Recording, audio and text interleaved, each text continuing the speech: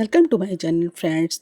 अगर अभी तक आपने चैनल को सब्सक्राइब नहीं किया तो चैनल को सब्सक्राइब कर लीजिए। तो फ्रेंड, जैसे कि आपने देखा प्यार अंग्रेज में जो है आजी अम्मा पूछती हैं चंदा से कि बताओ, तुम भीगी बिल्ली से कहीं शेरनी तो नहीं बन जाओगी, कहीं पंजा तो नहीं मारने लगोगी कि तुम आज ये और कल और बन जाओगी। तो वो कहती नहीं, मैं कभी भी ऐसी नहीं बनूंगी और मैं उतना ही बोलूँगी जितनी मुझे ज़रूरत है। तो वो आजी अम्मा कहती अच्छा ठीक है। और उसके बाद में जो है वो जो है चंदा का हाथ पकड़ती हैं और वहाँ से हाथ पकड़कर चंदा को ले जाती हैं।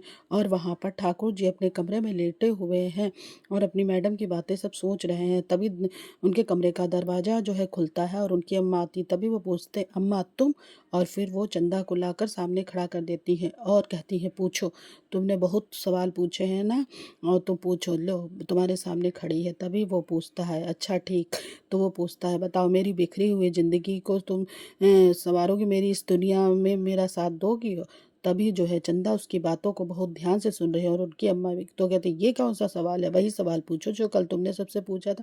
बहू सबसे सवाल पूछने का वो है ना। तभी तो वो जवाब देती, कहती हाँ, बहुत से ऐसे आंधी तूफान आते हैं और ज़िंदगी को आकर हमारी बिखेर कर चले जाते हैं, पर मैं आपकी हर एक बिखरी हुई ज़िंदगी में आपका साथ दूंगी और आपके हर बिखरे हुए जीवन में रंग भर दूंगी और पूरी कोशिश करूंगी।